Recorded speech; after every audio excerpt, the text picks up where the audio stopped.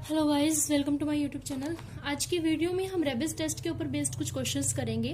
तो स्टार्ट करते हैं 4.3 का first example, it is test the convergence of this series this. ये आपके पास सीरीज है, इसकी हमने कन्वर्जेंस को टेस्ट करना है।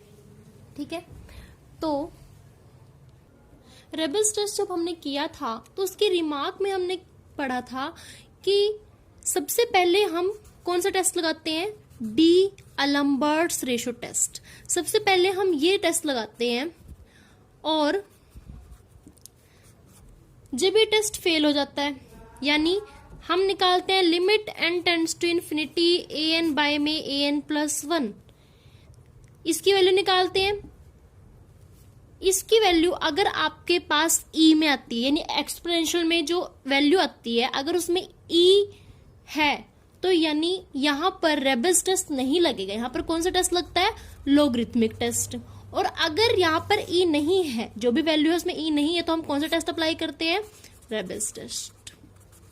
और जब डी नंबर टेस्ट फेल हो जाता है तभी हम ये टेस्ट अप्लाई करते हैं। तो चलिए इसके ऊपर बेस्ड ये क्वेश्चन करते हैं जिससे आपको अच्छे से क्लियर हो जाएगा।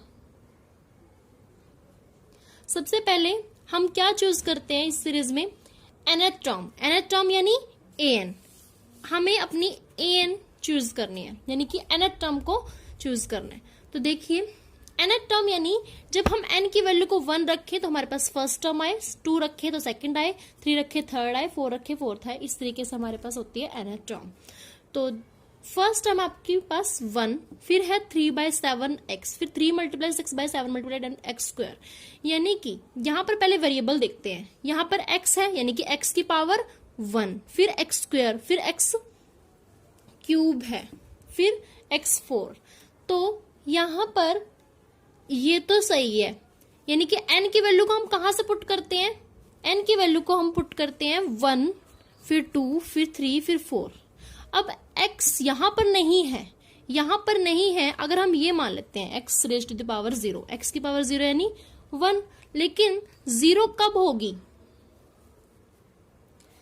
जब यहां पर n की वैल्यू कितनी होगी, 0। लेकिन n की वैल्यू तो हमें 1 से रखनी है, यानी कि x की पावर n, ये वाला फॉर्मूला तो नहीं बन सकता। तो क्या बन सकता है x की पावर 0 लाने के लिए, x raise to the power n-1 हो सकता है। यानी कि जब 1 रखेंगे तो 1 - 1 0, फिर 2 रखेंगे 2 - 1 1, फिर 3 - 1 2। इस तरीके से हमारे पास ये वैल्यू आ जाएगी। लेकिन उसमें भी एक प्रॉब्लम होती है। चलो यहां पर x की पावर 0 तो बन जाएगा हमारे पास, लेकिन जब हम ये देखते हैं यहां पर आपके पास 1 है, फिर 3/7, फिर 3 × 2, 3 × 6 बाय में 7 × 10। अब यहां पर आप देखिए, पहले है 3 सेकेंड टर्म में, थर्ड टर्म में 3 × 6 यानी कि 3 का सेकेंड मल्टीपल, फिर 3 × 6 × 9 यानी कि फिर सेकेंड, फिर थर्ड। यहां पर 3 3 × 6 3 3 6, फिर 9, फिर 3 6 9 12। लेकिन इससे पहले यानी कि फर्स्ट टर्म में आपके पास 1 है। अब देखिए यहां पर 1 एलिमेंट है, फिर 3 और 6 है, फिर 3 6 9, फिर 3 6 9 12, यानी कि बढ़ते जा रहे हैं।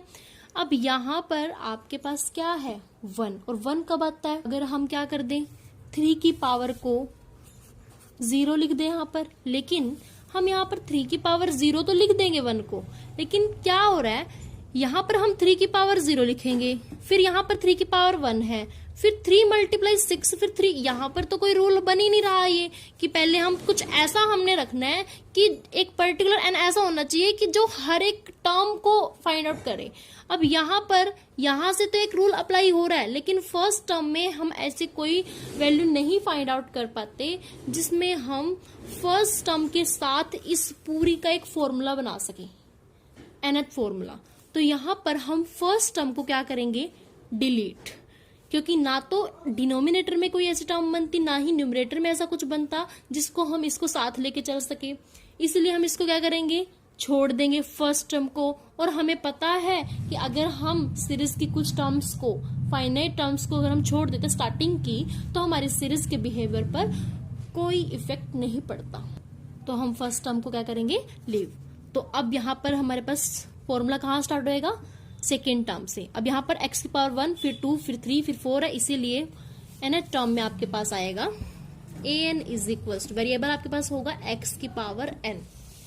अब इसकी बात करते हैं। अब देखिए, यानी वेरिएबल तो हमारे पास फिक्स हो गया xn। अब इसे कैसे लिखें कि पहले 3 है। अब देखिए, जब आपने a1 निकाला, यानी फर्स्ट टर्म आपके पास, न्यूमरेटर की बात करते हैं पहले, 3 है, न्यूमरेटर में 3 है। जब आपने a2 निकाला तो 3 के साथ उसका सेकंड मल्टीपल, 3 का सेकंड मल्टीपल 6 आ जाता है। फिर जब आप a3 निकालते हो तो 3, 6 और साथ में थर्ड मल्टीपल यानी 9। जब आपने a4 निकाला तो 3, 6, 9, 12। इसी तरीके से आपके पास सीरीज गिवन है, पहले 3, फिर 3, 6, फिर 3, 6, 9, फिर 3, 6, 9, 12। यानी जब आप nth टर्म निकालोगे तो न्यूमरेटर में क्या होगा इसके, 3, 6, 9, 12, 15, 18 अप टू कहां तक, 3 का जो nth मल्टीपल, ये सब सेकंड टर्म जब हमने निकाली तो 3 का सेकंड मल्टीपल तक गए हम, और जब हमने थर्ड टर्म निकाली तो 3 के थर्ड मल्टीपल तक गए। a4 निकाला तो 4 तक गए। जब an निकालेंगे तो कहां तक जाएंगे हम, 3 के nth मल्टीपल, जो भी वैल्यू होगी वो कौन होगा, 3 का nth मल्टीपल। ठीक है, यानी an के न्यूमरेटर में हम क्या लिखेंगे, 3 multiply 6 multiply 9 multiply 12 up to 3n, up to 3n। अब डिनोमिनेटर की बात करते हैं। डिनोमिनेटर में आपके पास है 7, फिर 7 मल्टीप्लाई 10, यानी 7 में 3 ऐड हुआ, फिर 10, 7, 10, 13, फिर 10 में 3 ऐड 13 आया, यानी कुछ ना कुछ ऐड हो रहा है। लेकिन फर्स्ट टर्म कब आती है, जब हम n की वैल्यू को 1 पुट करते हैं, यानी कुछ ऐसा कि n की वैल्यू जब हम 1 रखें उसमें तो हमारे पास क्या वैल्यू मिले, 7। अब या तो हम ऐसे रखें 7n, जब हम 7n रखते हैं तो 7 मल्टीप्लाई 1 7 आ जाएगा, लेकिन 7 मल्टीप्लाई 2 तो क्या आ जाएगा आपके पास, 14, यानी कि हमारी सेकंड टर्म नहीं बनेगी। तो यानी यहाँ पर क्या हो रहा है, ऐड हो रहा है कुछ ना कुछ, तो हम कुछ ना ऐड करके देखते हैं। सबसे पहले हम रखते हैं 1 मल्टीप्लाई n प्लस 1, n की वैल्यू यहाँ पर 1 पुट करोगे तो 1 में कितना ऐड करें कि 7 बने, 1 में 6 ऐड करेंगे। फिर रखते हैं 1 प्लस 6 7, यानी फॉर्मूला क्या बनता है आपके पास, 1n प्लस 6। लेकिन जब n की वैल्यू को 2 पुट करते हैं तो 2 प्लस 6 कितना हो जाता है, 8, यानी 7 मल्टीप्लाई में क्या आएगा, 8। लेकिन यहां पर आपको क्या चाहिए, 7 मल्टीप्लाई 10। फर्स्ट टर्म तो 7 है, सेकंड n की वैल्यू 2 रखने पे 8 आएगी, लेकिन हमें 10 चाहिए, यानी कि ये जो है ये नहीं होगा। तो देखते हैं 2n यानी 2 मल्टीप्लाई 1 रखेंगे तो 2 प्लस में कितना ऐड करें कि 7 बने, क्योंकि हमारी फर्स्ट टर्म जो है वो 7 है, तो प्लस में हम 5 करेंगे, यानी 2n प्लस 5। लेकिन जब यहां पर 2n प्लस 5 7 तो आ जाएगा, लेकिन जब आप n की वैल्यू को 2 रखोगे, 2 2 जा 4, 4 प्लस 5 कितना होएगा, 9। आपके पास कितना आना चाहिए, 10। तो अब हम क्या करेंगे, 3n, 3 मल्टीप्लाई 1 3, और इसमें कितना ऐड करें कि 7 बने, 4। तो कितना होगा ये आपके पास 7। अब n की वैल्यू इसमें 2 रखते हैं तो 3 2 जा 6 प्लस 4, क्योंकि 3n प्लस 4 फॉर्मूला बना है, 3 2 जा 6, 6 प्लस 4 10, यानी कि हमें क्या चाहिए था, 10 ही चाहिए था, 10 आ गया है। अब 3 पुट करके देखते हैं, 3 3 जा 9, 9 प्लस 4 13। तो ये फॉर्मूला हमारा सही है। तो इसको कैसे लिखेंगे हम, 7 फिर 10, जब फर्स्ट टर्म थी तो 7 था, सेकेंड टर्म में हमारे पास 2 है, फिर जब हमने n को 2 पुट किया तो हमारे पास वैल्यू क्या आएगी, 7 और 10। फिर थर्ड टर्म में 3 टर्म्स, फोर्थ टर्म में 4 टर्म्स। इस तरीके से जब हम nth टर्म बनाएंगे तो हमारे पास कौन सी टर्म होती है, 3n प्लस 4, यानी कि 3 को n से मल्टीप्लाई करेंगे और फिर हम 4 ऐड करेंगे तो हमारे पास nth जो वैल्यू होगी वो आ जाएगी। ये आपके पास इस तरीके से an का फॉर्मूला बनेगा। अब देखिए ये आपके पास an है। अब हम फाइंड आउट करते हैं an प्लस 1। देखिए a1 आपके पास थी 3/7x, क्योंकि हमने फर्स्ट टर्म को लीव कर दिया था, तो हमारे पास जो सेकंड टर्म थी उसी को हमने a1 माना था।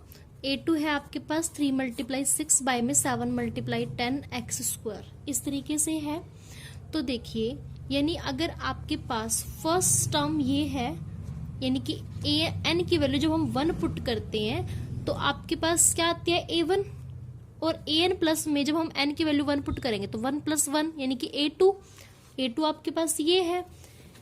अब पहले 3 था, फिर क्या आया 6 कब आया, जब हमने 3 में क्या ऐड किया 3 ऐड किया तो क्या आता है 6। तो न्यूमरेटर में देखिए आप,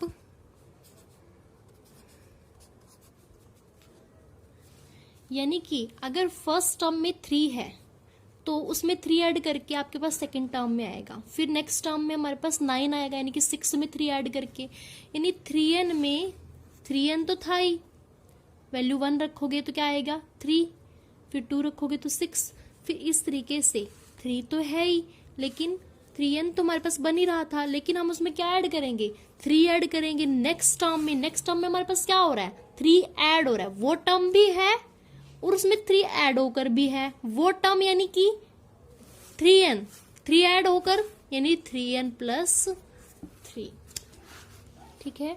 उसके बाद फर्स्ट टर्म में आपके पास 7 है डिनोमिनेटर में, फिर है आपके पास 7 × 10 कब आया 7 में कितना ऐड किया हमने 3 ऐड किया। अब इसके लिए 7 के लिए हमने फॉर्मूला बना रखा था 3n + 4, तो अब 3n + 4 इसमें कितने, ये 7 है, 7 में कितने ऐड करते हैं कि 10 आया 3, यानी कि इसमें हम क्या ऐड करेंगे 3, तो कितना हो जाता है आपके पास ये 3n + 4 + 3 7, यानी 3n + 4 तो रहेगा ही, और साथ में क्या होगा 3n + 7, और ये तो है ही आपके पास उस तरीके से। अभी आपके पास an है, फिर an + 1 है। अब हम क्या करेंगे डीएलएम्बर्ट टेस्ट के अकॉर्डिंगली an/an + 1 फाइंड आउट करें। अब ये है आपके पास an/an + 1, ये आपके पास an की वैल्यू है और ये है आपके पास an + 1 की वैल्यू। यहाँ पर हमने n + 1 टर्म जब निकाली थी तो x की पावर भी n + 1 होगी, तो इसको हम सॉल्व करेंगे इस तरीके से। ये है तो ये इसका रेसिप्रोकल हो जाएगा, तो आपके पास इस तरह से होगा, तो कैंसल, और यहाँ से ये कैंसल, तो आपके पास होगा 3n + 7 बाय में 3 + 3n, ये होगा आपके पास an बाय में an + 1। अब हम क्या लगाते हैं लिमिट लगाते हैं, तो limit n tends to infinity an by में an +, ये है आपके पास। अब इस पर लिमिट लगाने से पहले हम इसको थोड़ा सॉल्व कर लेते हैं, दोनों में न्यूमरेटर में से भी n कॉमन ले लेते हैं, डिनोमिनेटर में से भी n को कॉमन ले लेते हैं। तो हम कॉमन लेते हैं, तो इस तरीके से हमारे पास फॉर्म बनती है, n से n कैंसिल हो जाएगा हमारा, limit n tends to infinity. जब हम इस पर इन्फिनिटी रखेंगे तो इन्फिनिटी को अप्रोच कराएंगे तो 7/∞ 0, तो 3 + 0 3 होगा। यहाँ पर भी ये 3/∞ 0, 0 + 3 3, यानी वैल्यू कितनी आती है आपके पास 1। सॉरी, यहाँ पर हमारे पास x की पावर n बाय में xn + 1 भी है, तो यहाँ पर भी ये वैल्यू होगी, तो यहाँ पर भी आपके पास ये है। तो पहले हम इसको सॉल्व कर लेते हैं थोड़ा। ये आपके पास होगा 3 + 7/n बाय में 3/n + 3, और ये x की पावर n बाय में x की पावर n + 1, बेस सेम है, पावर सब्ट्रैक्ट हो जाती है, तो x की पावर n माइनस में n + 1 इस तरीके से है। ब्रैकेट ओपन करेंगे तो n - n - 1, n से n कैंसिल, तो आपके पास क्या होगा x⁻⁻ -1। इसको हम डिनोमिनेटर में लेके आएंगे तो आपके पास क्या होगा 1/x। तो इसी तरीके से हम इसको यहाँ पर लिखेंगे। अब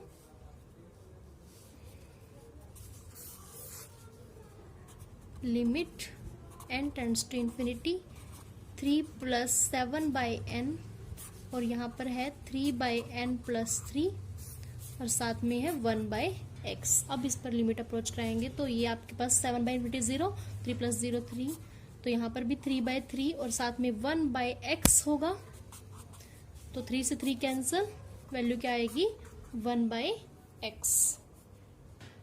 अब इस 1/x पर ही हमारी सीरीज की कन्वर्जेंस और डाइवर्जेंस डिपेंड करती है।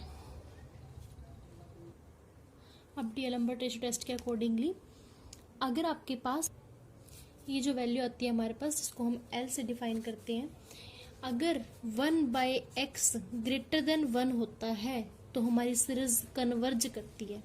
1/x ग्रेटर देन 1 तो हमारी सीरीज क्या करती है, कन्वर्ज। डेट इज 1/x है, रेसिप्रोकल करेंगे तो x/1 लेस देन 1/1, यानी x लेस देन 1 जब होगा तो सीरीज क्या करेगी, कन्वर्ज करेगी। ठीक है। और 1/x जब बड़ा होगा, जब छोटा होगा 1 से लेस देन 1, अगर 1/x लेस देन 1 है तो x ग्रेटर देन 1 तो सीरीज क्या करती है, डाइवर्ज। ठीक है। और जब हमारे पास जो ये L है यानी 1/x इज इक्वल्स टू 1 होता है तो हमारा टेस्ट क्या हो जाता है, अब x इज इक्वल्स टू 1 पर हमारा जो वैल्यू है an/an+1 की वो 1/x थी। 1/x यानी 1/1 x की वैल्यू 1 पुट करेंगे तो 1/1 इज इक्वल्स टू 1, और इस पर x इज इक्वल्स टू 1 पर हमारा टेस्ट क्या हो जाता है, रेशियो टेस्ट फेल हो जाता है। तो अब यहाँ पर क्या अप्लाई करेंगे हम, रेबिस टेस्ट। अब an/an+1 आपके पास ये होगा क्योंकि साथ में आपके पास x वाली टर्म थी और x को हमने 1 पुट कर दिया तो वो टर्म भी हमारे पास 1 हो गई है। तो ये आपके पास वैल्यू है an/an+1 की। क्योंकि हम रेबिस टेस्ट कर रहे हैं और रेबिस टेस्ट के लिए हमें ये फॉर्म बनानी पड़ेगी, an/an+1 -1। इस तरह से हमने ये फॉर्म बनानी है। ये आपके पास है तो हम क्या करेंगे, नेक्स्ट स्टेप में 1 को सब्ट्रैक्ट करेंगे तो लिखेंगे an/an+1 -1, लेफ्ट हैंड साइड में भी और राइट हैंड साइड में भी लिखेंगे तो लिखेंगे 3n+7/3n+3 -1। अब इसको सॉल्व करें, एलसीएम है आपके पास, डिनोमिनेटर में क्या आएगा 3n+3, एलसीएम लेंगे तो ये आपके पास होगा 3n+7 -3n+3, एलसीएम लोगे आप इसका और फिर इसे सॉल्व कर, यानी इसकी ब्रैकेट्स को ओपन करोगे तो 3n+7 माइनस, ये जो माइनस है वो अंदर भी मल्टीप्लाई होगा तो माइनस के 3n प्लस माइनस -3 यानी 3n+7 -3n -3 बाय में 3n+3, तो 3n से 3n कैंसिल, 7 - 3 4 बाय में 3n+3। ये वैल्यू किसकी आई आपके पास, an बाय में an an+1 -1 की वैल्यू है आपके पास 4 बाय में 3n+3। अब हम क्या करते हैं, n से मल्टीप्लाई। ठीक है, ये फॉर्म बनाने के लिए हमें क्या करना पड़ेगा, अब n से मल्टीप्लाई। पहले हमने 1 को सब्ट्रैक्ट किया, अब n से मल्टीप्लाई करेंगे तो यहाँ पर ही हम क्या करेंगे, n से मल्टीप्लाई। तो आपके पास क्या होगा 4n बाय में 3n+3। ठीक है, अब हम क्या करेंगे नेक्स्ट स्टेप में, ये आपके पास वैल्यू आई है, लिमिट को अप्रोच कराएंगे इन्फिनिटी तो राइट साइड में आपके पास होगा limit n tends to infinity 4n by में 3n+3। तो यहाँ से हम इसमें से न्यूमरेटर में से डिनोमिनेटर में से n को कॉमन ले लेते हैं तो आपके पास होगा 4n डिवाइडेड बाय, यहाँ पर होगा 3 + 3/n, n को कॉमन लिया है, n से n कैंसिल तो लिमिट को अप्रोच कराएंगे इन्फिनिटी तो 4 बाय में 3 + 3/∞ 0 तो 3 + 0 यानी 4/3 आपके पास वैल्यू आएगी। अब 4/3 है, ये जब आप इसको सॉल्व करोगे तो 1 पर समथिंग यानी कि ग्रेटर देन 1। ठीक है, 4/3 आपके पास वैल्यू क्या है, ग्रेटर देन 1। तो आप रेबिस टेस्ट के अकॉर्डिंग अगर आपके पास ये जो वैल्यू है यानी L अगर आपके पास ग्रेटर देन 1 आता है तो हमारी सीरीज क्या करती है, converge, therefore an is a convergent series. तो यही हमें बताना था। Thank you so much guys.